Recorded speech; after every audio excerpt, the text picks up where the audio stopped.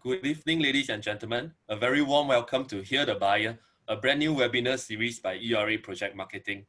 Committing to purchase a property is seldom an easy decision. So over the next few weeks, every Friday, salespersons who have purchased properties recently, some for investment or some for own stay, will share with you their insights, considerations, and reasons to their purchase.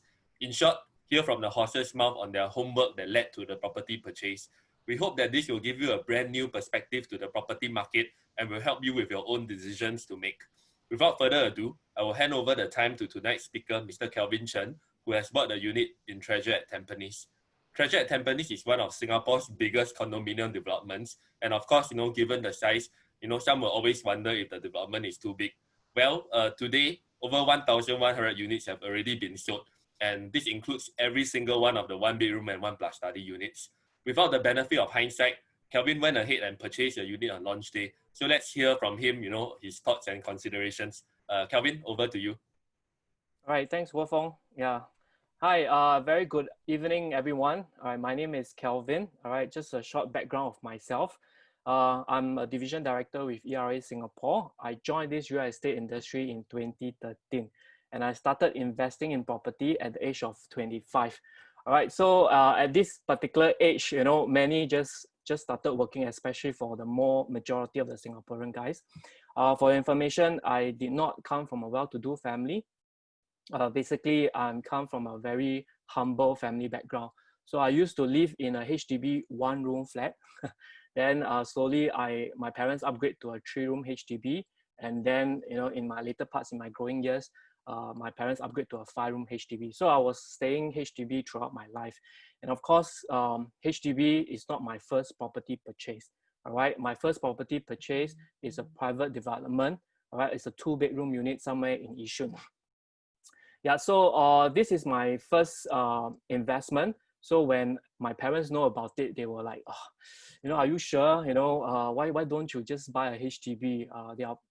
Parents being parents, they are very worried about, my commitment, my huge commitment and things like that. Yeah, so, but of course, I know what I'm doing, even though I'm fearful, all right, at least I know what I'm doing. I take calculated risk and I went ahead. All right, so of course, looking back, yeah, so I make money, of course. So I thought,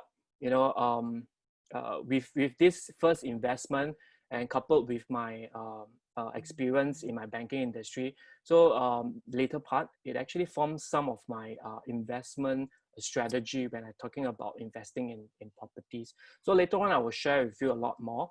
All right, so yes, I graduated with a bachelor in banking and accounting and finance.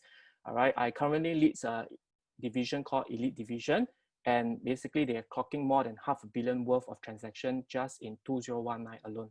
All right, so I'm being featured on the newspaper and was invited as a guest speaker for a private banking event. All right, I'm currently a realtor, a trainer, and also a property investor. All right, so these are some of the newspaper article and myself conducting trainings and things like that. Yeah. All right, so before I start my sharing session proper, here is a disclaimer of liabilities. All right, so, okay, so what are the important factors, all right, when you want to buy a property? All right, we hear it before, right? So it's always location, location, location. All right, this word location is so important that it was repeated 3 times. All right, so if you agree that location is the most important factor when you want to purchase a property, all right, kindly type in 1 in the chat group so that I can hear from you. All right, so if you think that location is the most important, kindly type in 1 in the chat group. Wow, I see a lot of 1 in the chat group. 1, 1, 1, 1, 1, 1, 1, 1, 1. Yeah, thank you for your feedback. All right, thank you for your participation. All right, so actually location is not the most important factor when buying a property. All right, the most important factor when purchasing a property to me is buying it at the right price. All right, because only when you buy at the right price, then you can actually plan your exit strategy. All right, so it's very important to buy at the right price because I believe, you realize profit, all right? You know that you are making a gain, all right, when you, not when you sell a property, all right? You know that you are making money when you purchase a property. So buying it at the right price, to me, is the utmost important factor, all right, before I enter into the market. All right, so guys, do you believe that, you know, we all know, right, before we make any purchase, you know, in a property, right, we want to view the physical unit and the physical property at the location and things like that. All right, so do you think that it's possible, all right, when the price is right, all right, do you think it's possible for someone, all right, to make a purchase without viewing the property physically? All right, if you think that it's possible, all right, then later on you write an answer. All right, if you think that, okay, people, if I want to make a property purchase less than 1 million, all right, if I think the price is right, so I'll just go ahead.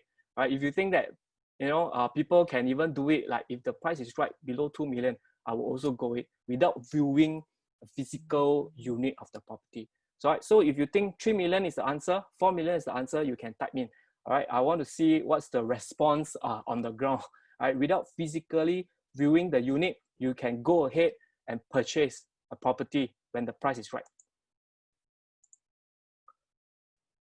All right, so can I have some answer? Maybe say like 1 million or 2 million or 3 million. All right.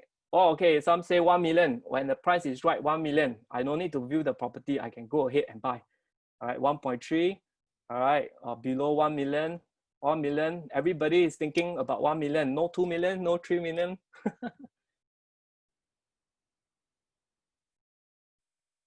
All right, okay. Okay, so thanks for the participation. All right, so what I want to tell you is that, you know, in just now the earlier chat session, right, a lot actually said 1 million, a lot actually put in less than 2 million. But do you know that during this circuit breaker, all right, there is a buyer, all right, that actually purchased a good class bungalow at 21.68 million, 20 over million, without physically viewing the property. All right, of course, there are many instances, you know, we're not just talking about 21. There are many purchases that is at 6 million, 7 million onwards, but this is wow, 21.68 million, guys. So it's possible only when the price is right.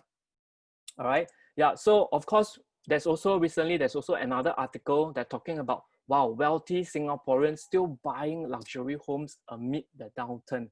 So interestingly, you know, when I was still working in a bank a couple of many years ago, you know, I was just started out as a career.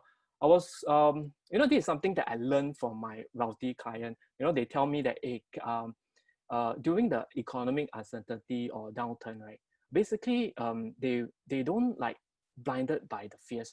All right, their eyes are, on the other hand, right, become like, wow, open, the eyes open very big. You know why? Because to spot opportunities.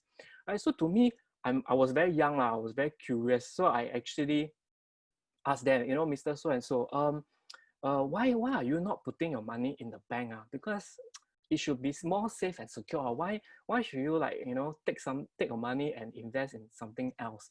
You know, so I got curious, and then I asked. All right, and basically they were telling me that, you know, okay, ultimately some of them end up buying different asset, but some of them actually ends up buying property. So they were telling me, Kelvin, you see, your bank pays me very low interest. All right, and then it doesn't make sense for me to put my money in the bank because it doesn't grow that fast. So I say, okay, fine, you know, but safe you know, putting the money in the bank is very safe, right? You know, then they're saying your bank, you know, lend, you know, if let's say I want to borrow money from the bank, right, the bank interest is very low. So it makes sense for me to borrow money and then investing somewhere else that generates a higher returns for me. All right, so I say then again, okay, yeah. And then do you know that basically once the economic recover, you know, there will be inflation. And inflation, right, we usually cause the asset price to goes up. And property, whether directly or indirectly, is one of the beneficiary, you know, when the market recover.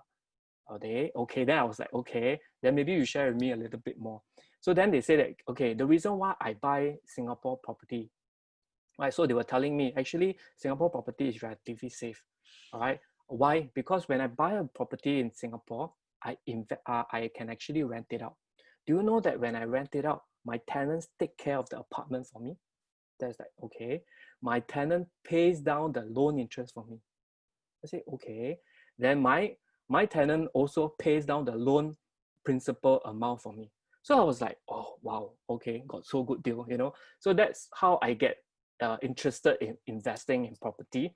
All right. So I study a lot more in terms of the investment. You know, I actually talk to many malls, you know, and then that's how why I decided to join into real estate, right? Because I really want to get up close and personal to know more about, you know, property investing. So yep. So this is how, you know, one of the biggest factor why I joined the real estate industry. And of course, today I will share with you a lot more in details why Treasure at Tampines is the product, or rather the unit, the property investment that I choose to invest in.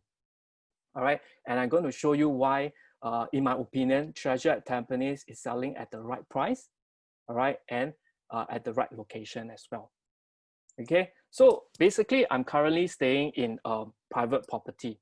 All right, so I'm going to buy another investment unit. I mean, I'm going to buy another property as an investment.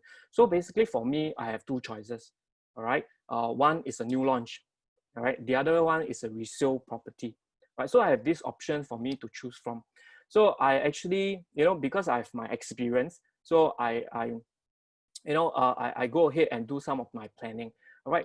The good things about new launch and resale is that I'm able to enter the market right now.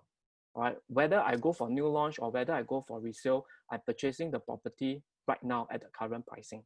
All right. Of course, there are pros and cons. All right, to each of the side. All right. Resale, all right, has earlier completion date.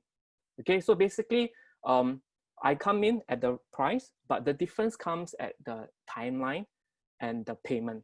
All right, for resale, you know that typically it takes about 3 to 4 months. All right, for the whole transaction to be complete. On some cases, it takes about 6 months. All right, so technically speaking, within 6 months, you can get your keys. All right, and then probably do some renovation, do some repair, and then you can start renting out your property. You know, but you pay 100%, so your mortgage payment it's on the 100% purchase price. All right, whereas for new launch is that the payment schedule is on a progressive basis. All right. To me, I find that it's not so taxing, right? Because I'm currently serving a property that I'm staying right now. So when I invest, I need to pay my mortgage because I need to take loan. So to me, it's like, oh, okay, it's not so taxing. All right. At the same time, all right, it's on progressive. At the same time, when it gets completed, all right, when it gets completed, I still got a 1 year warranty period, a defect liability period by the developer. And then I only pay 85% of the purchase price. I'm withholding the 15%, right, until 1 year later from the TOP date. So to me, this is like the loophole, you know, in that sense. I don't need to pay 100%, I pay 85% for when I collect the keys. So then again, slowly, you know, slowly, I do not need to come up with so much cash. You know, my cash commitment is not a lot. All right. So because it's on progressive, you see. So my objective when I go for investment, other than the capital appreciation, is just that at the same time, I want to go, my cash flow has to be as slow as possible. I don't want to at one point in time come up with so much funds, right? So that is my point of view. So I say, okay, I decided to go for new launch. All right. So new launch, when it comes to new launch, I work out into the figure. All right. So basically, for example, today a 1 million property. All right. New launch and resale, same thing. I still need to pay my stamp duty. All right. I can't avoid that. All right. But the difference comes where, because I don't collect the keys, so I do not need to pay my property tax. I do not need to pay my maintenance fee. All right, and because it's on progressive, so my monthly payment is progressive. All right, so my interest will only be chargeable on the amount being dispersed. It's not on the whole 75% loan that I take, for example. All right, so if I work that out, right, my break-even cost, or rather my costing, for at the end of 3 years for 1 million property, it's around 35,400. So I will have a lower break-even cost at the end of 3 years as compared to my resale. You know, yes, resale, I'm able to rent it out, but also at the same time, depending on the age of the property, I still need to probably factor in some repair costs. I still need to factor in probably there's a period of time where I cannot rent out my property. And then I need to pay 100% mortgage, you know, for my loan that I take. So it's a balancing act lah. So I decided to, okay, lower break-even cost. So I'll go for that. All right. And basically, of course, I have decided to, you know, invest in Treasure at Tampines. All right. So if you notice that Treasure at Tampines, it's bought, you know, in the 2017, which is the very early days of the en bloc craze. All right. If I look at it, all right, the land cost is 676. Right, after factoring the differential premium, enhancing the intensity, at the same time, all right, they top up the lease. So when the newspaper article came out, it works out to be 676 PSF per plot ratio. All right, this is important because this will allow, all right, us, or rather allow me to know, hey, what is the developer's break-even cost and what is the developer possible selling price in the future. So this I then can sort of like predict. Yeah. So maybe just simple exercise. All right, I actually pull this out from a DBS research report. All right, for example, a land cost, all right, that costs $1,000. All right, and a launch price, they're going to launch it at 1,007. All right, what do you think their net margin after tax is? Okay, when they bought this land at 1,000, they sell it at 1,007 in the market. What do you think the net margin for them after tax? All right, if you have the answer, probably can you put in the chat group for me. If you think that below 10% is the answer, you key in 1. All right, if you think that the answer should be between 10 to 20%, you key in 2. All right, if you think that the profit margin will be beyond 20%, more than 20%, you key in 3 for me. All right, so I want to see some of the feedback that's on the ground. Wow, I see many answers. Thank you so much, Veda. All right, wow, I got one answer, it's 3. All right, more than 20%. I have a couple of answers at 2, more than 10%. All right, in the bracket of 10 to 20%. Wow, wait, let me take a look. Oh, fantastic. Thanks for the response. Yeah.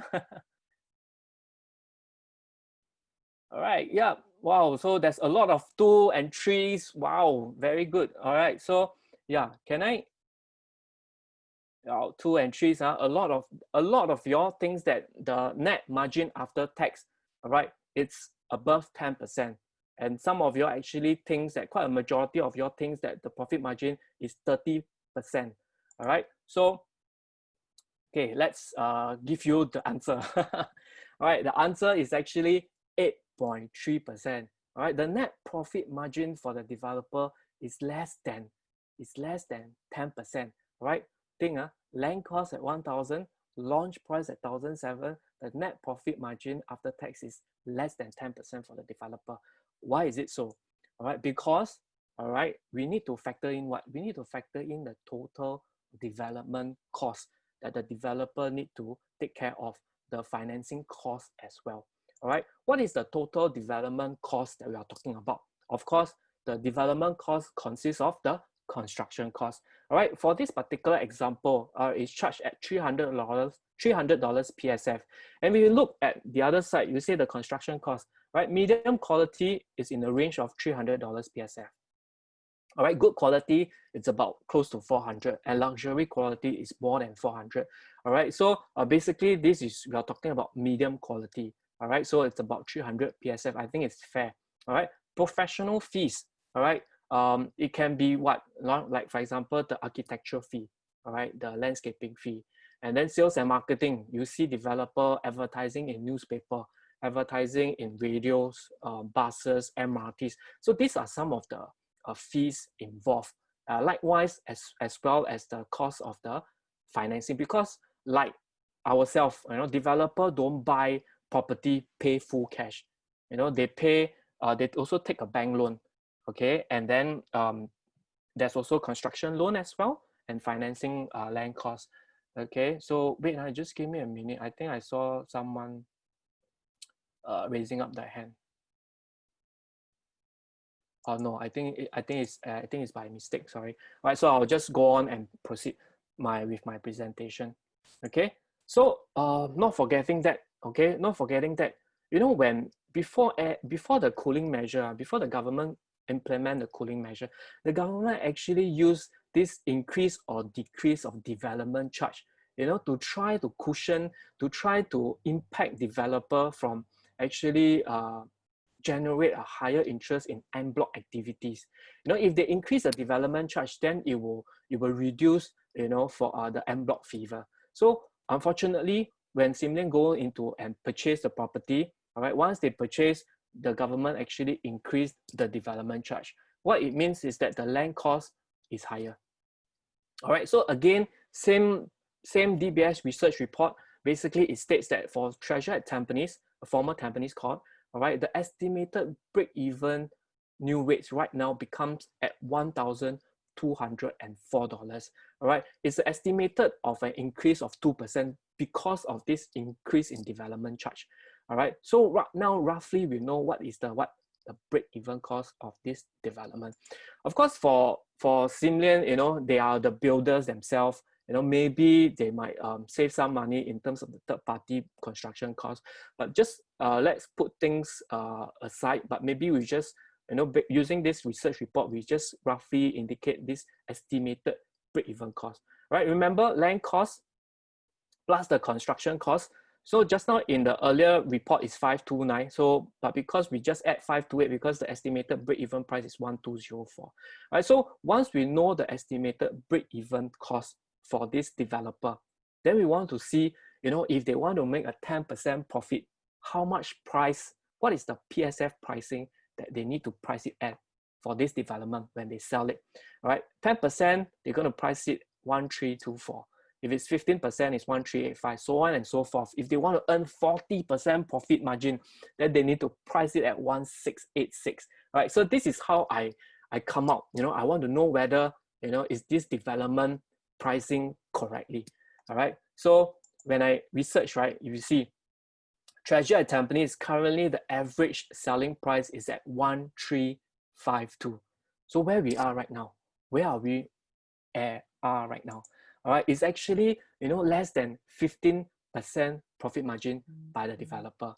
So honestly speaking, because on most of the time, most of the developer, right, when they actually bid for land and then ultimately when they start selling, right, usually their profit margin should be between 20% to 30%. All right, so this is how new launch work basically. All right, their profit margin is typically around 20% upwards to 30%. All right, this is all before tax. This is all before tax. All right, so if to me, I find that if any of the new launch project, right, the developer is launching it, anything below 20%, because on the average, developer launch at 20 to 30%.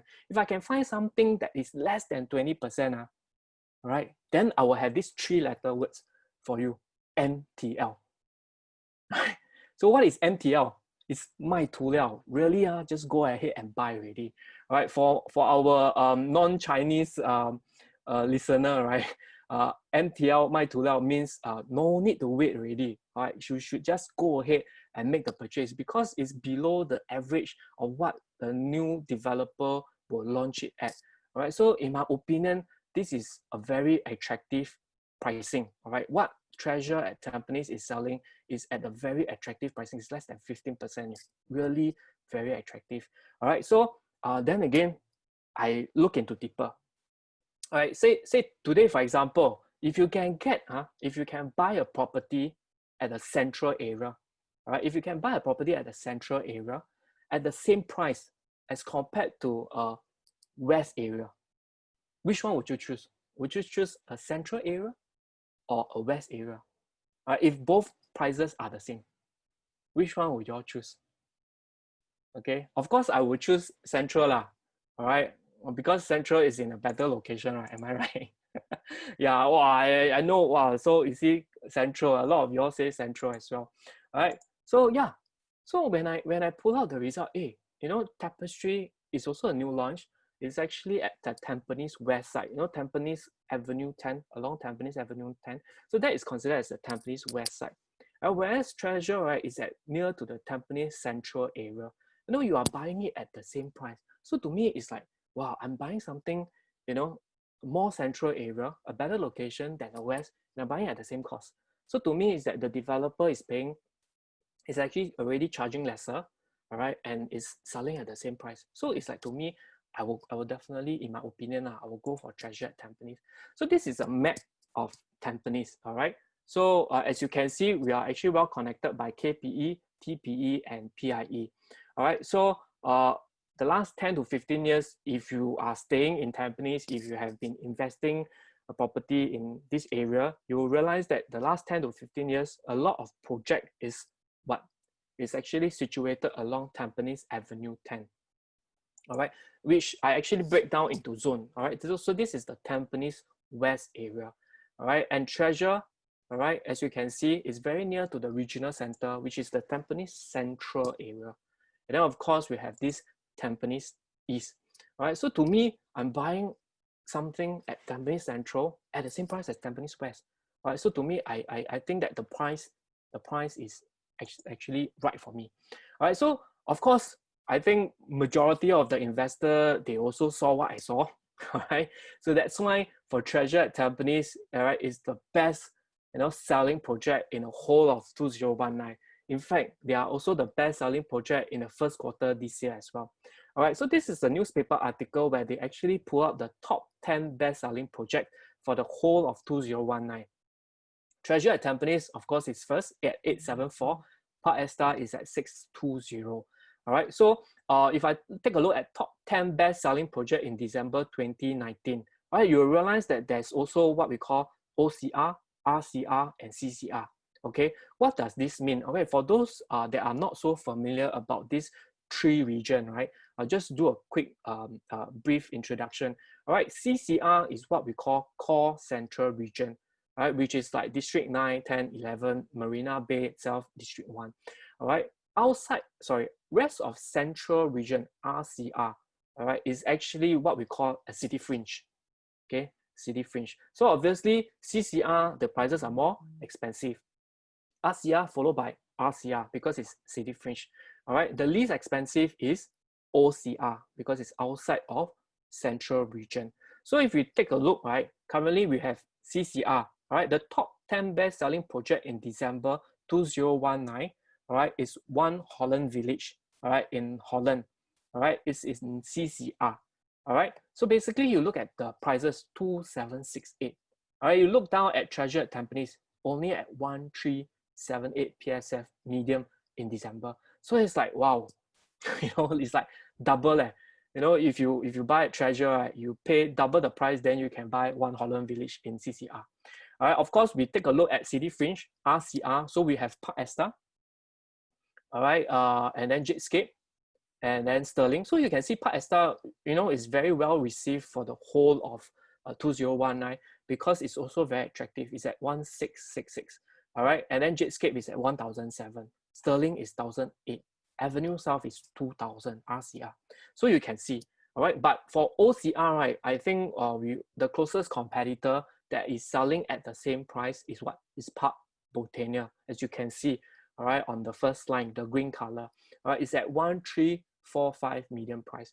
So then again, I want to compare, how attractive is Treasure? Is it as attractive as Park Botania? Or Park Botania is something for me to consider. So then again, I'll fall back on the earlier pricing calculation that I came out. All right. So 517, we know the land cost, right? Park Botania is located in Sengkang West, the west, Sengkang, already western side of Sengkang. All right. So the land cost is 517. All right. Based on the construction cost of say 529, which just now I already illustrate. All right, based on the DBS research report. So the estimated break-even price is around 1046. So based on the average PSF, if you divide it by it, the net profit margin right, that this developer is earning, right, is actually more than 20%. You guys can take the calculator and punch it yourself. All right, figures never lies. All right, For Treasure at Tampines 676, I add in 529. All right, I take the average PSF. The net profit margin is actually below 10%. Right, so from these very simple things, right, I actually have two conclusion. All right, one is that actually Treasure at Tampines, right, the developer is launching it at very attractive pricing.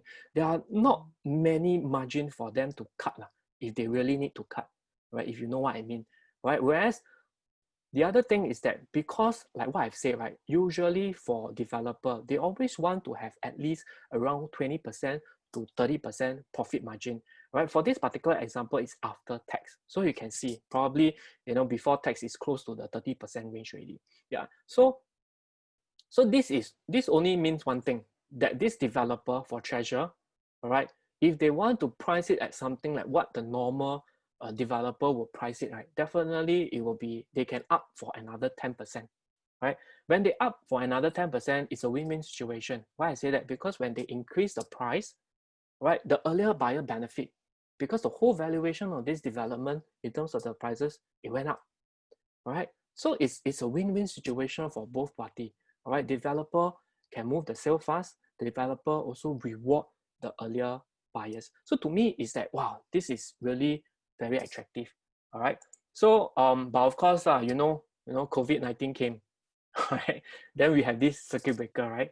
So, and then we started our circuit breaker on what, 7th of April. Then in somewhere around the middle of April, the third week of the circuit breaker, right? Then our PM Lee announced, we're going to have an extended circuit breaker until 1st of June. So to me, it's like, wow, you told me as an early investor, I also scared. Why I scared? I also scared the developer cut price. Am I right or not? Are you all scared? Right? So to me, it's like, wow, yeah, they have little profit margin to play around with. Maybe they can still cut. It's not like they are buying at break-even price, you see. So there's still a possibility of them cutting the price. But of course, for development that is already charging at 20 to 30%, definitely if they cut 5%, it doesn't bleed them, honestly.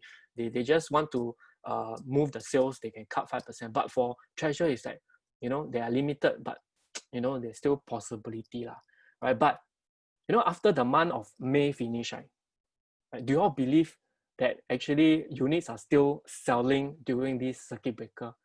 Right, so I think it's right, where the price is right, you don't need to view the physical unit, you can still buy.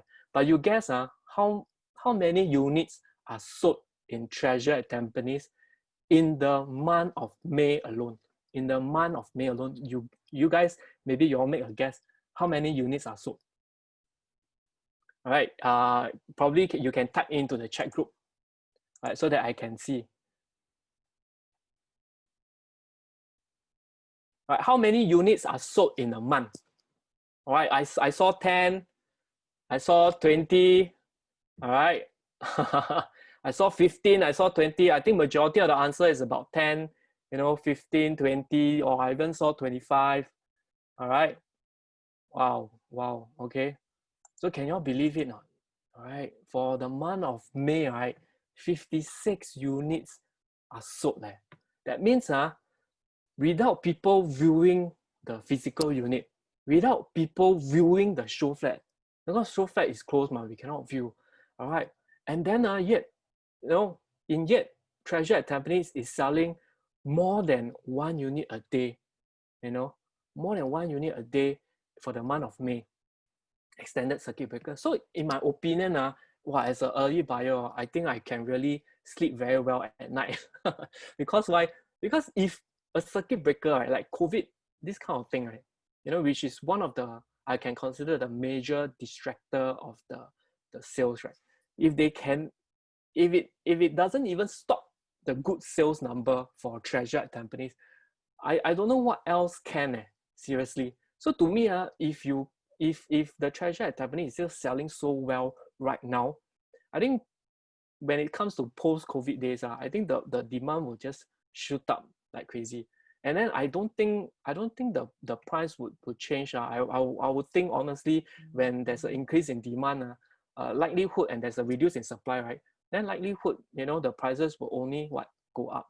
So in my opinion, so I really think that Yeah, so it reconfirmed my earlier calculation where the price, everything is right.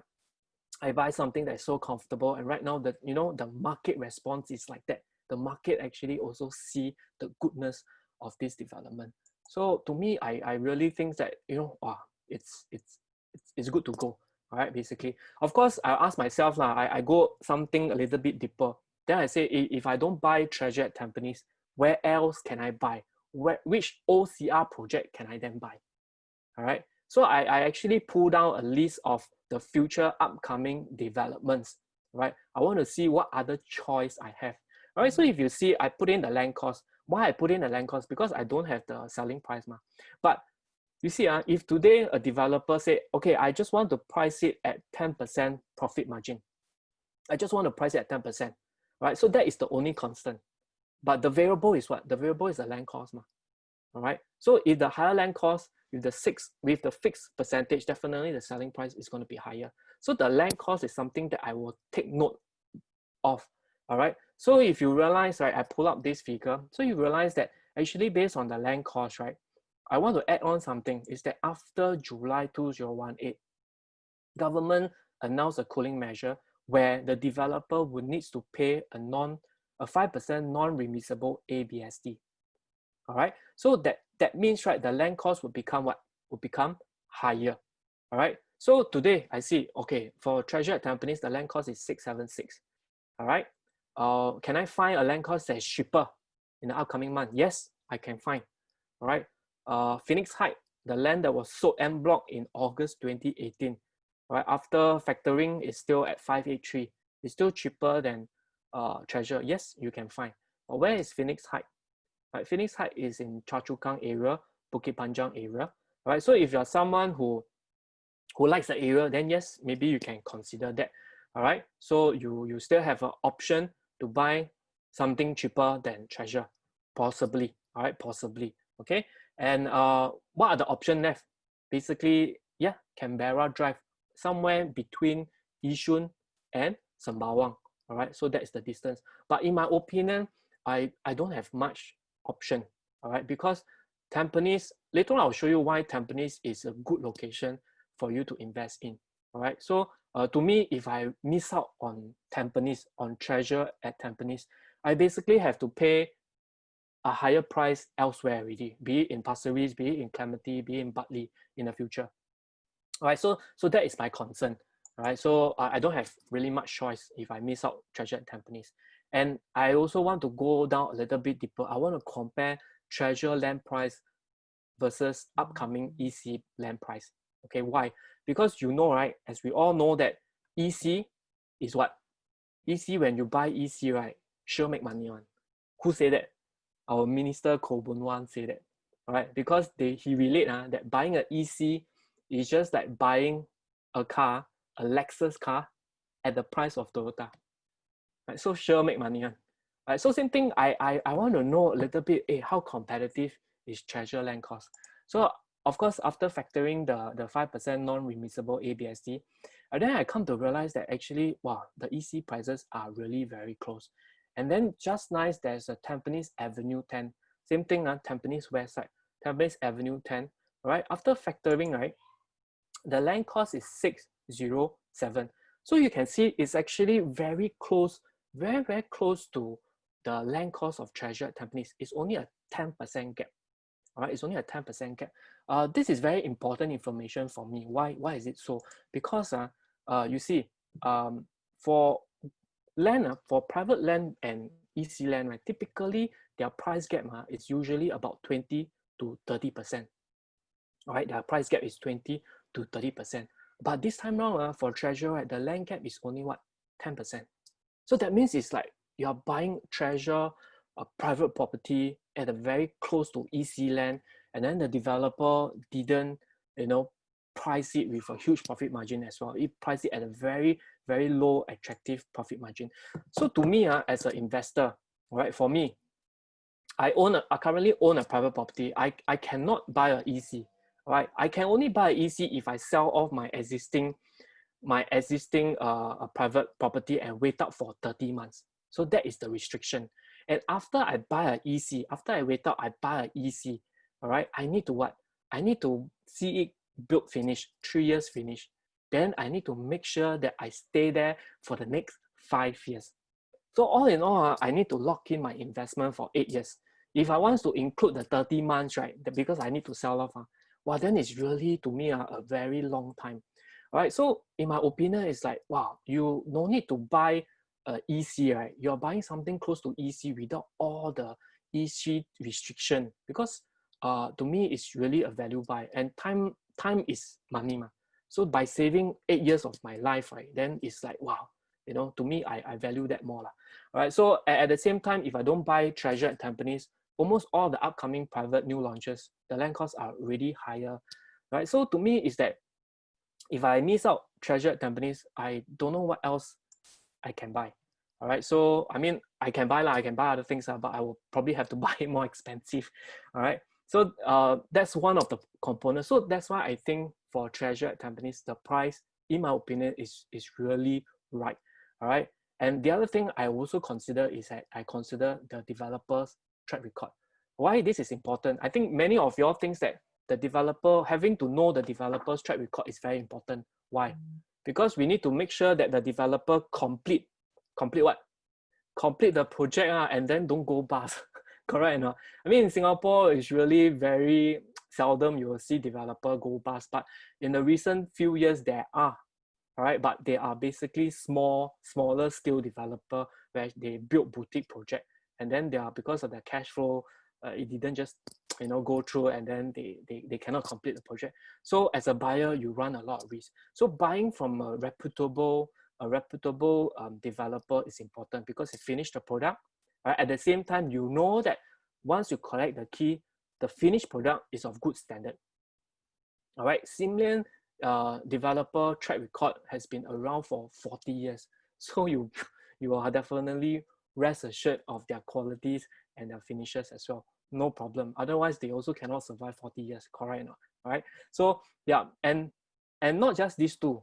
For me as a banker, right, I go in a little bit deeper. So what I do is that, right, I go and check the developer pricing strategy. Right, because I need to make sure that the price is right. So I also check their pricing strategy, how they price a product, and whether people buy the product can make money or not. All right. So I'm that kind of, yeah. So actually if you realize some of the developer, right, they will launch it at a highest possible profit margin that they can. Right, they leave very little meat behind for the buyers, the investor. Right, so they take the first cut first. They really earn a lot. The second type of developer, right, is that they price it low, and then they incrementally increase, right, because they need to earn more. And then at the same time, when they earn more, they also reward the earlier buyer. All right. So I believe, based on my studies, all right, Simlian's track record is more to the later part, where they price it low and they slowly increase it. I've done quite enough research. I know many of their properties that they develop. So they are actually using this kind of good pricing strategy, right? It's like a win-win situation for everyone. So as you can see from this brochure that you will have, right, basically you see a couple of their transaction past track record, right? So I'll just quickly show you all some of the record that I pulled out, okay?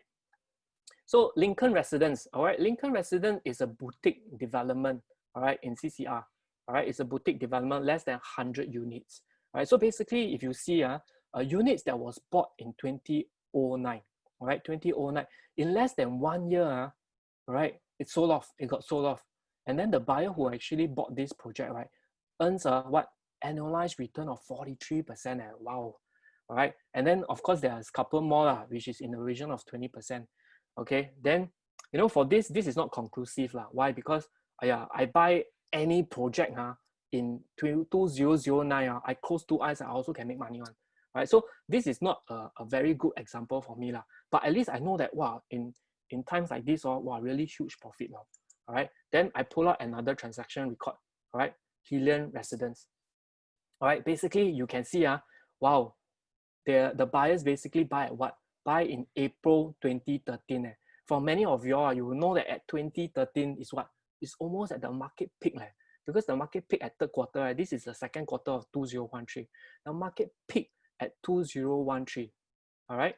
So when the buyer buy at second quarter 2013 and then still sell 4 years later, and still can make money. I can ask you which other project you can find, right? You buy at the highest point in time, you sell probably at one of the lowest in the market, 2017, and then yet you can still make money.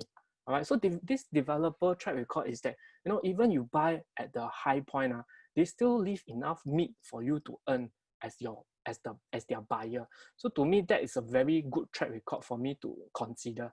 All right. And the other thing is that I want to go somewhere closer to Treasure, which is to the Tampines side, which is pull out a Treasure Trove, which is also developed by them. All right. So you can see the statistic. All right. Again, less than 4 years, or rather 4 years, around 4 to 5 years, because of the seller stamp duty. So that's why usually people will hold it for 4 years and then later they sell without incurring. So you can see 179 profitable transaction. All right. And a good annualized return of about close to 5%, 4 to 5%. Right. So it's really very, very healthy. All right. And then of course I look into something that is very close to our heart, which is Treasure at Tampines is in Tampines. So there are also development in Tampines that they built.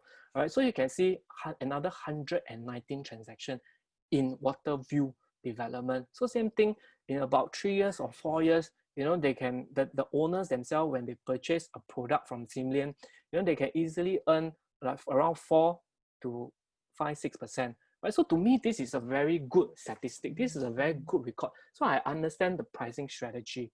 All right, I understand their track record. So to me, it gives me a lot of very comfortable reason why I should, invest in this one. All right, so talking about being the price is right. All right, everything is right, price is right, but location also need to matter lah. So definitely, when I concluded that the pricing is right, I want to zoom in on the location. Is the location really good? And can I move around easily? So my consideration when I look at location is there must be accessibility to transportation. All right, easy accessibility to transportation, easy accessibility to what amenities, all right, because day-to-day living, and then of course the supply, right, because I'm afraid of the competition as well. So I zoom in, I look at Treasure at Tampines. So where is Treasure at Tampines location? All right, as you can see in the map, is at the bottom, bottom half of your screen. All right, this is where Treasure at Tampines is. If you realize, right, this screen, right, all right, is actually walkable to 3 MRTs. All right, the nearest one will be Simei MRT, where you can take about 6-minute walk, right, to reach there, Simei MRT. Alternatively, you can walk to Tampines West, or you can walk to Tampines Regional Center, which is the top side, right, Tampines MRT. It takes, based on Google, it takes about 14 minutes, all right, 1-4, all right, so it's very convenient. And think of a town where you can find 3 shopping malls, right? Think of a town you can find 3 shopping malls. I think only in Tampines, of course in Jurong East, the Jurong Lake District, right? But I think that is probably the only town you come across with 3 shopping malls: Century Square, Tampines Mall, and Tampines One side by side. All right. So and there are not there are no shops that are repetitive. Basically, it complements one another. So when you go out there and get your stuff, it's really very convenient, all at one go. All right. And then of course, not forgetting we have our Tampines hub. All right. If you want to go from Simei, it's East Point. So within the 1 kilometer, this is about the 1 kilometer radius map. All right. So within 1 kilometer, I have 5 shopping for me to go for. I think your wife or the lady will love it because it's 5 shopping malls. Yeah. So, and then if you don't even want to walk, all right, just right downstairs you have your 24 hours NTUC. All right, just next door only. All right, and then you have this famous round market where you can get very affordable local delights at very affordable pricing. All right, you can do your web marketing. So to me, this is like very convenient. And like within a short walk, I can go to MRT. So if I want to rent out, it's very easy. Okay, and if I want to do my amenities, it's very easy. All right, if I drive, you know that there's a new road called Tampines Lane where it connects you to the expressway, right? So there's no traffic light. Straight away, you hit the expressway. And PIE, all right, is the main expressway for Singapore, right? So whether you want to go to Jewel, which takes about five minutes, or you want to go to CBD area via PIE, which takes about maybe about 25 minutes or so. Yeah, so this is, to me, it's a very positive attributes. So I do not need to worry that, hey, I want to rent it out, I will have issues and things like that. So definitely it's very convenient, it's accessible, I can rent it out easily. All right, of course, then again, you say that, hey, Treasure at Tampines got 2,200 units. You sure it's not oversupply? All right, then I look at this map. You all look at this map. What can you find? Can you find any other private development, all right, within this 1 kilometer radius? Can you find? Right, you can't find any private developments. Right, so that means, right, you are the one and only private development in this 1 kilometer radius. All right, so I take a look at Tampines West. Remember, I quoted Tampines West area. So at the Tampines West, along this Tampines Avenue 10, right, easily I can find 10 units. Easily I can find 7 different projects, right? Total about 4,500 units, right? Like for example, if today I'm a buyer that's shopping for a resale unit, I don't think I will just stop at, let's say for example, Waterview at Tampines. I will probably continue my shopping. I want to understand more the surrounding. I will go and see Q Bay Residence. I will go and see the Santorini. I will see the Tapestry. I will see the Alps. Right? Same thing for the tenant. Likewise, they will also look at that. And so this will form your competition. All right, yes, within the supply itself, I mean within your project itself, but also the broader cluster around your area. And not forgetting, there will be one more new developments coming up now, which is the EC, right? That plot of land that is next to the Alps residence. So you can see there's a difference, all right? The supply within that area, that cluster itself, versus just now, Tampines, Treasure at Tampines, right? So I want to zoom in a little bit further. 2002, is it really very crowded, that kind of thing? So I just easily simply pull out the latest, newest 3 development, namely Santorini, Alps, Tapestry. I combine their land size. Right, the total land size is about 53,000 versus Treasure at Tampines 60,000. Right, combine of 3 is not as big as Treasure. Right, I combine the total number of units. So I take the density. So I take the site area divided by the total number of units. So actually, if I work that out, right, that means for every 27.36 square meter, there's 1 unit. For every 27.36 square meter, there's 1 unit. But you look at Tapestry, you look at Alps, you look at Santorini, all right, it's not close there. That means for Tapestry, it's every 25 square meter and smaller. So you can see actually for Treasure, it's not as dense as what the figures suggest. People think 2203 is like, wow, so many. Actually, it's not. If you break down into figures, actually it's not. So to me, when I see that, I say, wow, okay lah, the supply is not say a lot. The supply is really under supply. Because when I break down into the different bedroom types, right, you can see the 1 bedroom is 1 bedroom, 1 plus study, already under supply. So that's why just now when Guo Feng has actually mentioned, given the introduction, that 1 bedroom and 1 plus study fully sold. Right, so same goes for 2 bedroom, 2 plus study. This is just an example of 3 projects. I haven't even add in the row of the 7 project. So when I add in all, definitely, 3, 4, 5, for Treasure at Tampines is definitely under supply within that area itself. All right, so I can pull out more example. In fact, I pull out Pasir, all right, the Pasir Grove area, where you can see a cluster of developments, all right, easily also 4,005. In fact, I haven't even add in Risk Grandeur and Belissa. All right, I can pull out many more, a location, like for example, Flora Drive, all right, near Loyang there. I can pull up nearby Bedok Reservoir Road. There's a row of 7 different projects, right? The waterfront collection, there's already 4.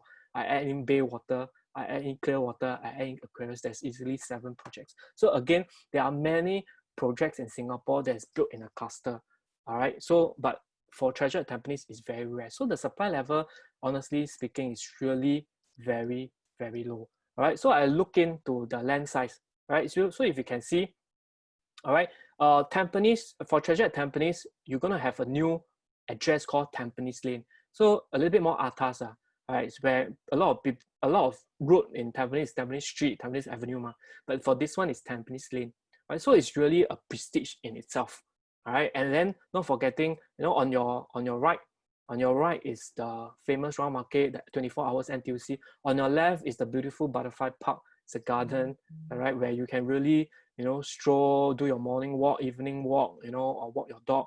If you think that the compound is not something that you want to walk along. So you can see, and then we also have this new road that links to the Sleep Road, all right, give you quick access to PIE. All right, so one thing, right, about this particular site, right, is that it's really huge, all right, and do you know that 60% of the land, 60% of the land, all right, is saved for the landscaping and the facilities area. All right, so you can see the developer is very thoughtful. They actually double up all the facilities. All right, in fact, if you look at the clubhouse, it's really huge, 2,200 square meter, not square feet, no, square meter. All right, so clubhouse, we have 9 function room. All right, the gym itself is 24 hours. So it's something very unique in today's market because the 24 hours gym, right, the Anytime Fitness is gaining popularity. So you can actually get it at your doorstep, really. And then the gym, the area is so big, it's 240 square meters. So it's like, a typical 5-room HDB, right? The size is 120 square meter. Right? So this is two times of a HDB 5-room flat. So this is how big, everything is like big, in Treasure at Tampines. All right, there's 13 swimming pool. I joke with my friend when I purchase it, hey, next time when I collect my keys, I invite you to come over and swim in a pool. All right, now you probably have to stay for more than 1 week because every day you use one pool, you cannot finish swimming every pool. Yeah, so this is, I joke So we have 12 barbecue pits and 8 gourmet dining. We have 128 facilities. We have 1 year free shuttle bus service to Tampines and to Changi Airport. All right, so guys, make a guess, like how much is the maintenance fee? How much is the maintenance fee? All right, the maintenance fee is surely very affordable. The maintenance fee is only at 150, starting from $150 onwards. So if you buy a 2 or 3 bedroom, right, it's only at 180. So it's really very, very affordable. Like for me, I want to buy a property, right? The pricing is right. The holding cost for me is also very low, right? Because maintenance fee is something that I need to pay every month while my tenant actually enjoy the facilities. But this time around, my holding cost is very low because my maintenance fee is so cheap. So this is the benefit of having a huge development. Why? Because the economy of scale. You enjoy more, but you pay less. That kind of thing. So it's really like a win-win situation. So when the pricing is right, when the development itself is right, then we take a broader picture. Why Tampines? What's so good about Tampines? Right. So location is also important. Right. So the bigger picture of the location. So location, as we all know, Tampines is a what? Tampines is a mature estate. Why mature estate is important? Because the schools, the transportation, the amenities is all very well established. Right? When it's well established, it creates a lot of convenience for people who are staying there. All right. Secondly, Tampines is also the 3rd most populated town in Singapore. All right. The first most populated town is in Bedok. It's just next to Tampines.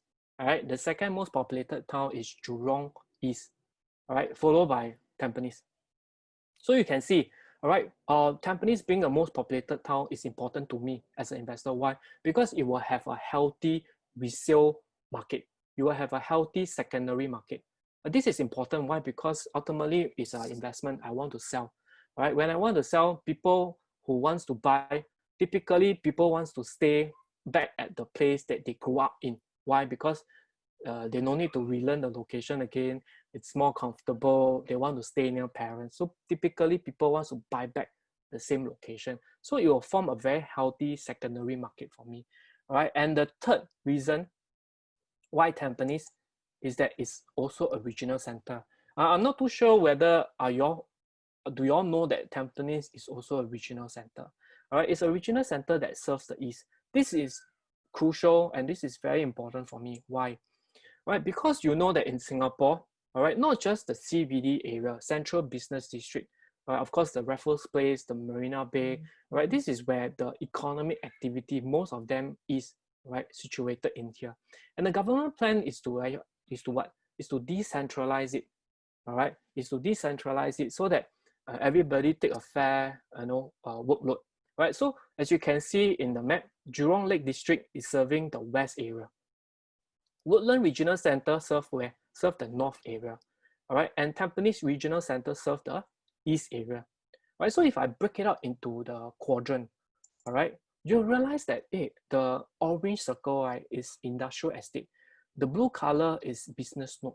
You'll realize that actually quite a number of industrial estate and business node is towards the east. All right, this is important because if as an investor, right, myself, I want to rent it out, all right, I want to rent to who? Not people who wants to stay and live near their workplace, all right? They don't want to travel so far. So this is one of the biggest consideration for me. And the other thing is that business node, when there's a lot of economic activity, being a regional center, the government will definitely wants to pump in money to make this regional center work. So that's why you can see in terms of the economic, we are actually closely related, right? Because they will pump in the money, they will invest the money in it. And if let's say they need to rejuvenate the place, they will then spend money and rejuvenate the whole area. And they will actually have more working opportunities. So this is a very important criteria for me because I know that the government will then also step in, right, to hype up this area. And this is how, when there is demand, right, the land cost will increase, the property price will also increase. And then if I want to rent it out, it's also easier for me to rent it out. So to me, this is a very important attributes. All right. So in a last year article, we were talking about a regional hub. All right. If we compare, I pull out this figure, last year article. All right. Geylang is in what we call city fringe. It's rest of central area. All right. And then followed by Jurong East, Punggol, Tampines, Woodland, Tampines. All right. So you can see Punggol is the latest upcoming one, which is the Punggol Digital District. So if I look at the three, right, among the three, right, is Jurong East, Woodland, and Tampines. All right. Among these three, we are the best performing regional center. And among the outside of central region OCR, which is include Jurong East, Punggol, Woodland, Tampines, we are the best performing OCR region in Singapore. All right. So our annual average GDP growth for the last 20 years is 5.3. All right. Because we are regional hub, so the economic activity is closely linked with Singapore. All right. So Singapore annual GDP is 5.3 over the last 20 years. All right, 5.3% per annum over the last 20 years. And then you look at Tampines over the last 20 years, the compound annual growth rate, CAGR, is a financial term, right? It's 4.9%. So it's very, very close. And we are the best performing regional center, all right, among the rest. Okay. So you can see, all right, we are the best.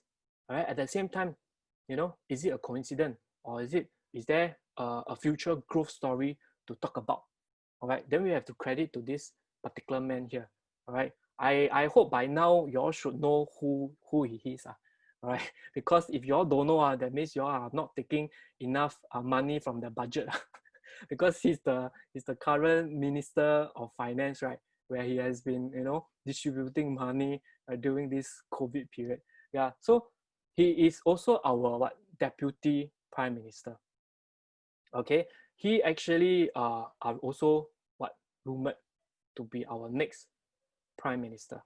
All right. So I just want you to think a little bit. If today I'm an investor, wow. Okay. If today this minister is taking care of my town, all right, and it's a Prime Minister, you just think what happens to Tanjong Pagar, all right, when Minister Mentor is there, all right? What happens to East Coast Marine Parade when Minister Go is there? What happens to Ang Mo Kio as well? So you can relate that, wow, if really is really true, then there's a lot of upcoming growth story. In fact, Minister Heng, right, himself, he was the MP for Tampines in 2011.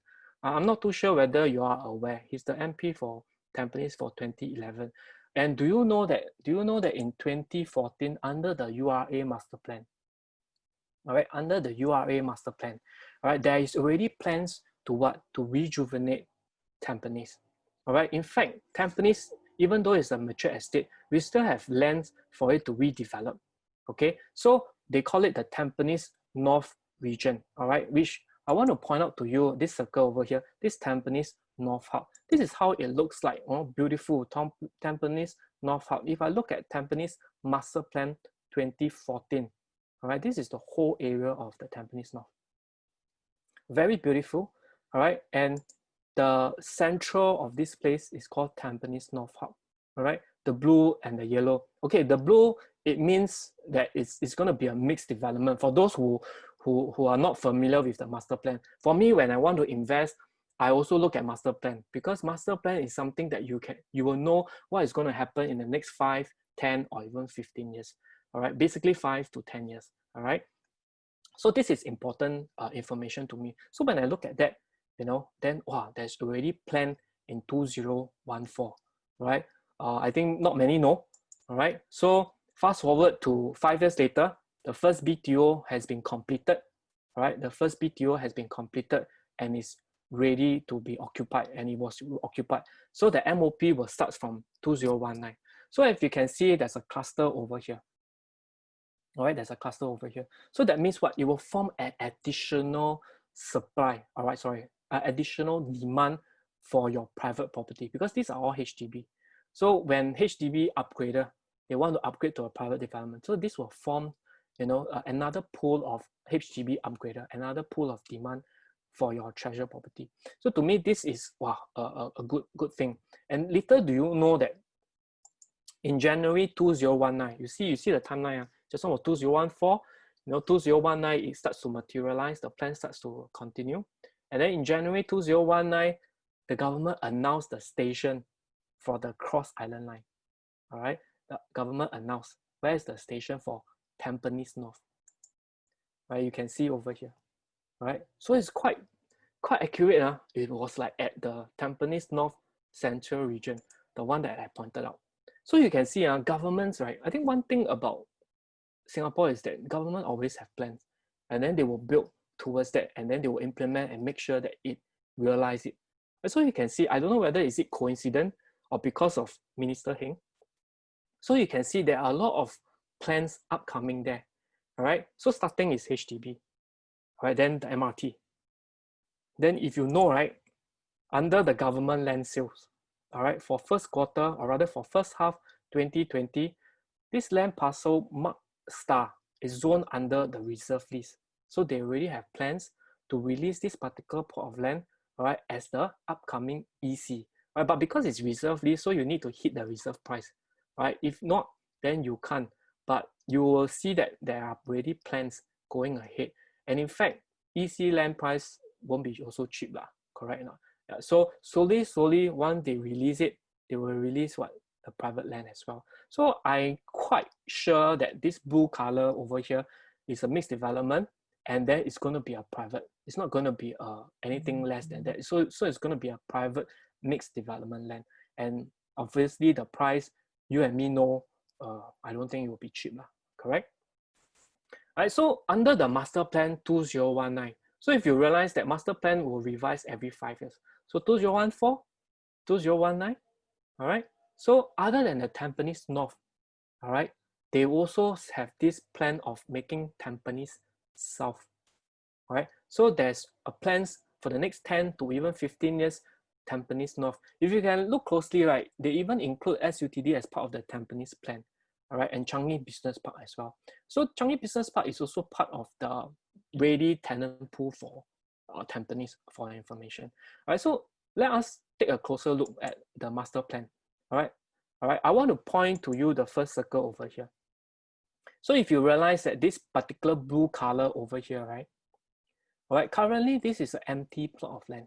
All right, but under the master plan 2019, all right, it has been zoned. Last time it wasn't blue color. 2014 it wasn't blue color. You guys can study. All right, 2019 it was blue color. So what it means is that the government already has planned, all right, to rejuvenate the whole regional center. All right, they're going to build new properties, new land zone for it. And then this yellow piece, right, is for future detailed planning, right? And we know that a H is going to be, there's going to be a hospital that's going to build in it, right? So you can see there's a lot of upcoming plans. So being in a regional center helps. Why? Because the government, you know, they will always pump in money to reinvest, to rejuvenate the whole place. And then here we are at Treasure at Tampines. Right in front of us, there's an empty plot of land as well. All right, there's going to be zone for future planning. Right, so this whole cluster over here is what we call the Tampines South.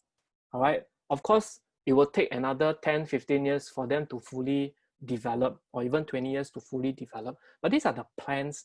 These are the plans you see that, you know, that Tampines is going, you know, upcoming. So when you are building somewhere close to Treasure at Tampines, you realize that actually there are still growth story. So if today, the last 20 years, Tampines is growing at 4.9% annual returns, right? For the next 20 years, will we grow at 4.9%? I don't have a crystal ball for you, so I cannot tell you exactly. But what we know is that there are many growth future plans in Tampines, and there are still growth story. So take for example, if today I invested in a property at $1 million, all right? If I grow it at 4.9%, all right, compound annual growth rate, CAGR, all right, by 2040, can you envision that a 1 million property will cost 2.603 in 2040? So this is the growth rate for the last 20 years, all right? So whether it will grow to such an extent in the next 20 years, it's for everybody's guess, right? But at least we know there are already plans. So for Treasure at Tampines, when I invest in, or in future when you invest in, you'll know that we are not at the last leg of the growth story. We are probably still at the beginning of the Tampines growth story. So we can still participate in the economic growth, all right, under the leadership of our Singapore government. All right, so you can see, right, units are really hot selling, all right, already more than 53%. So it's not so much about the pricing, but about whether you can actually choose a unit in here. I hope by now you know where we are coming from, all right? So you know that, wow, you know, really Treasure is really a good buy, and then the location, everything is also good, all right? So I want to show you if let's say you're really very interested in purchasing a unit here, I want to show you how I actually zoom in and choose a unit for myself. And I believe that the rest of my colleague can also help you, all right? Yeah, so this is how I do it, and I will show it to you. All right, I want to point out in particular a unit, 2+ study unit for your reference.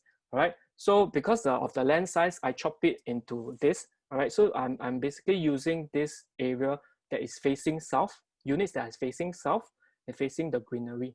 Okay, the cheapest, or rather the most affordable 2+ study is at 03129. All right, it's selling at 901,000. Okay, and I want to point out a unit. If you think that, Kelvin, I don't want to face the slip route, I don't want to face the road, I want to face inside, I want to look at water. All right, I want to face inside, I want to look at water, because what? Water is wealth. So I want to look at water. All right, then I have a star buy unit for you. All right, so this particular unit I want to point out is on the second floor, 02164, is selling at 950,000. All right, you look at the floor plan. All right, it's 2 bedroom, 2 bathroom, and the kitchen is tucked to one side neatly. All right, the study area plus the dining plus the living. All right, if you cannot envision this one, you can approach your ERA agent who actually invited you today for this session. We have the video. We also have the show flat link for them to actually run through with you. All right, but why I want to point out this star buy unit is, you see, 02164 is at 950,000. But do you know that opposite, directly opposite you, same facing, all right, same facing, directly opposite you, 0283 is selling at 986. What it means is that instantly you will have a profit, or rather you have a saving of 36,000 already. So it's very important to not just understand the bigger picture already, then say, okay, I just buy any of the units here. No, you still need to actually, pick it, all right? You need to identify, units that once you enter, you can also instantly make money. you know, that kind of thing. So this is very, very important, all right? And I want to point out the market, you know, in Tampines, right? The Alps Residence floor plan of a 2+ study, which is just TOP, and the Tapestry, which is going to TOP probably next year or next 1.5 years, all right? The 2+ study. Okay, so you can see some of the difference, all right? Same size, around the same size. Treasure at Tampines is 678, right? Alps Residence, slightly bigger, 689. Tapestry, also 689. But you can see a difference. The difference is that for Treasure at Tampines, it's a 2-bedroom and 2 bathroom, plus 1 study. Whereas for Alps Residence, right, it's 2-bedroom, 1 bathroom only. Same goes for Tapestry, 2-bedroom, 1 bathroom only. All right, so you can see, all right, so that's the reason why I keep saying that, you know, investing in knowing who's the developer is important. It's not just that the price point, right, but also at the same time, this developer, right, will also identify gap in the market for you, right? So that when you purchase it, right, when you purchase it, and then you know that, wow, I got resale value because this is something that is not available in the market. Okay, so knowing who is the developer is important, and Sim Lian is really very good in this one because they really maximize the living space, the efficient living space, and it includes additional bathroom just for you, almost same size, or in fact smaller, and still can put in 2 bathroom and then 1 study area for you. So this is very creative. And if you look closely, I also want to point out is that the kitchen is neatly tucked into one side. What it means is that you can actually choose to what enclose this kitchen. All right, I actually get the info is that if you want to enclose this kitchen, you probably just take $3,000. You can enclose this particular kitchen. So it's very, very rare in today's market to have an enclosed kitchen for a 2-bedroom and a study, 2-bedroom plus study unit. So in Tampines itself, you don't have it. In Singapore, it's really very rare right now for new launches. So you can see how thoughtful this developer is, all right? So this is something that I want to really share with every one of you listening here. All right, so and the good news is that during this circuit breaker, for property line, right, we are in phase 1, right? So property line, we still cannot let you see the show flat. Probably we are in phase 2. So that's why there's this extended buyer fixed discount for you. So if today you choose to go in for a 2-bedroom, you will enjoy a fixed discount of 4,000. A 1-bedroom, no more, fully sold. So on and so forth. So if you go for 5-bedroom, it's 10,000 direct discount from the listed price. Yeah. All right. So this is something for you to enjoy. Okay. So I want to do some financial calculation for you. All right. So I want to show it to you. All right. So today the purchase price is 950 minus off the 4,000. All right. So the purchase price is $946. All right. If I factor in, say, interest rate currently is very low. All right, as we all know, it's 1.1 to 1.3%, but I a little bit kiasu, so I put 1.5. I don't want to give it at 1.1. I want to give some buffer. All right, so the loan to valuation is at 75%. You take a 30 years loan. All right, so when you buy in, this is the progressive disbursement. Over here, they are highlighted in red. So as you can see, all right, this is very important for me as an investor because currently I have another unit. I'm paying full loan. So when I buy Treasure at Tampines, I buy it at today's pricing. I lock in at today's pricing. But my cash outflow is not maximum. My cash outflow is based on progressive. All right. So once the developer call for the foundation work, all right, I will release it. Then I only need to pay a monthly installment of 164. So for those people who are salaried worker, you can easily deduct this from your CPF. All right, it's not going to affect your daily life because your CPF, just pay from the CPF. All right, when they call for the framework, which is typically about 6 months later to 9 months later after the foundation work, they will pay 491. Right, so you use what, you pay what, you know, that kind of thing. So it's not pay 100%, so it's progressive. So on and so forth. And then when it comes to the wall, the ceiling, the windows, you slowly, progressively, you pay more. So as an investor, for me, it's not so taxing for me. So at least I can, don't need one shot pay 100% of my mortgage. All right. And this is something that I want to point out. And this is like, the biggest good news for me. because when I collect the keys, I still don't pay 100% as compared to the resale. So when I collect the keys, right, I only pay 85% to the developer. And my monthly mortgage, right, at this point in time, all right, it's an estimated figure based on 1.5, all right, it's at $1,964. All right, so at this point in time, when I collect the keys, I can choose to do what? I can choose to sell, I can choose to stay inside, or I can choose to rent it out. All right, let's say for example, I want to rent it out because it's like the highest rental yield, right? You don't even need to pay full, and then you can rent out. You collect full rental. So to me, I think of this. I will also look into the market. All right, so I take for example just TOP project Alps Resident in the Tampines West area. All right, so if you can see the 2-bedroom, all right, the 2-bedroom, 2-bath is 700 square feet. All right, 2-bedroom, 1-bath is smaller, it's around 600 square feet. All right, so if you can see, right, typical 2-bedroom, 2-bath is rented out at 2004 to 2005. You even have one transaction at 2007, but I don't think I want to take 2007 because it's just one and only. So I'll just take probably on an average 2004, 2005. Yeah, but we have to understand that that's in the Tampines West area. All right, for Treasure at Tampines, it's a 2-bedroom, 2-bath, all right, and 1 study. So rightfully, you should rent out more. All right, how much more? Because we are also closer. Then maybe we take a look at My Manhattan, which is in Simei. All right, My Manhattan is about a 8 years old project. All right, it's actually a lot closer to the MRT than Treasure. All right, but for My Manhattan, the 2-bedroom is renting out at the average region of 2009 to 3002. All right, of course, there is a rental transaction of 3007 now. We don't want to take the highest end, or don't want to take the lowest end, we take the average. All right, so probably we're looking at somewhere 2009 to 3002. So am I right to say that, all right, I think for Treasure at Tampines, I think we can comfortably rent at 2008 to 2009. Correct? No? Because we are 2-bedroom, 2-bathroom and a study room. Okay, and then it's 2008 because we are also closer, right? But I a little bit conservative lah. I quite conservative when I come to calculation. So what I do is that, okay lah, I don't rent out at 2008, 2009. Let's say I rent out at the same rent as the Alps Resident, the Tampines West side. So I take the Tampines West side, the tenant, I bring them over at the same rental. All right, market up or down, I just transfer it over. So when you transfer it over, right, 2005, right, your monthly installment is at 1009. All right, so you take 2005 minus 1009, you minus the maintenance fee of $180.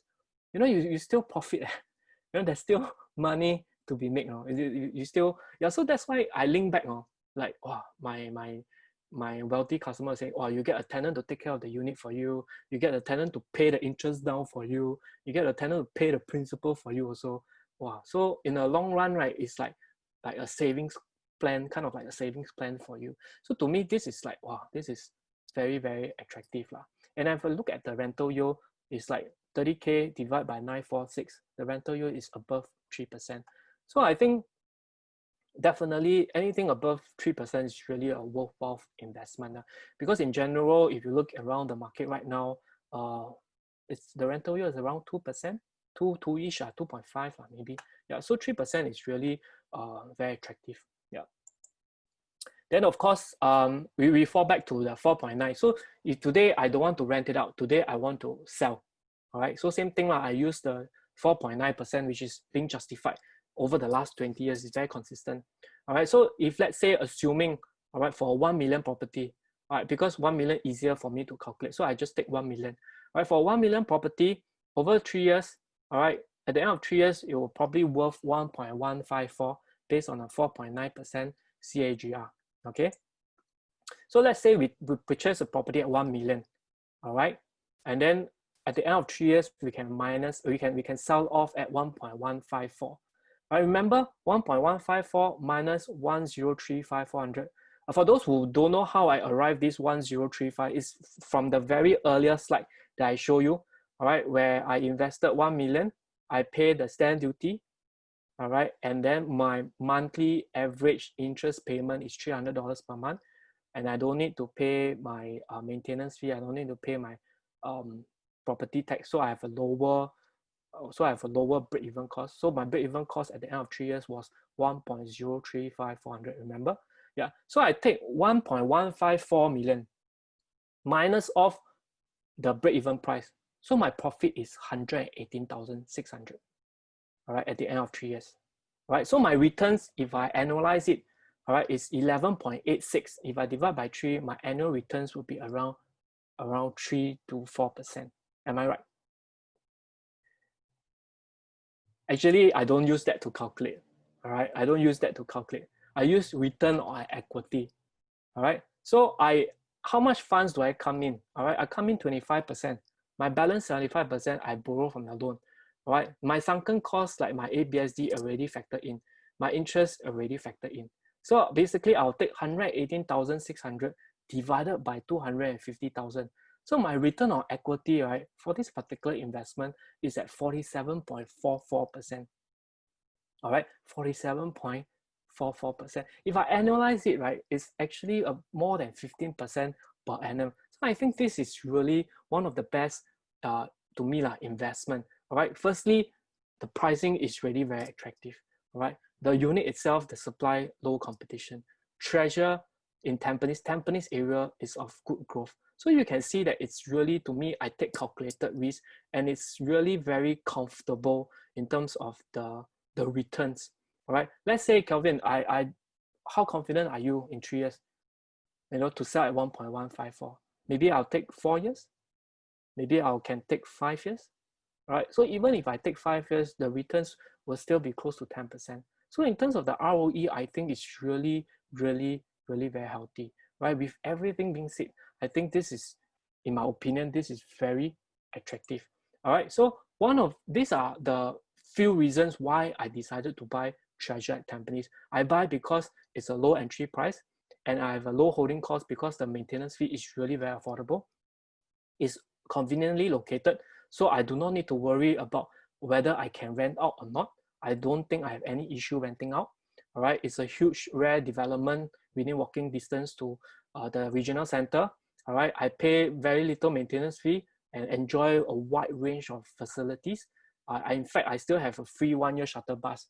All right, and Tampines as a location gives me a very good feeling, like, because of the good past transaction, yield, and then the upcoming future plan was also there. So I'm really, really very comfortable. All right, so with that, that's the reason exactly why I choose to invest a unit in Treasure at Tampines.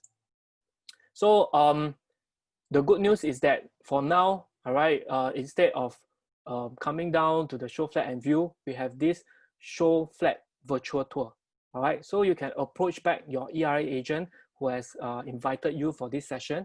You can ask them to show you, the virtual tour. At least you get a feel of, wow, how spacious is this whole place. It's really, really very spacious. You look at the 5-bedroom, it's 1722 square feet. Cannot find in the market. It's very, very rare. All right. All right. So in conclusion, to me, I think that in order to win, you need to begin. All right. And the secret of getting ahead is getting started as young as possible. If you really want to win in investment, you need to begin, and you as early as possible if you can. So for me, I started as young as 25. I hope for you, you can start as early as possible too, because any later, remember, when you want to take a loan, the loan duration is shorter. All right. So I hope today's session is very, very useful. I hope you guys gain some insight. All right. And that's my end of the presentation. All right. I hope you guys enjoy it. If you have any question, maybe you can put in the Q&A section for me to answer you. Okay, thank you, Kelvin. I think that brings us to the end of the webinar.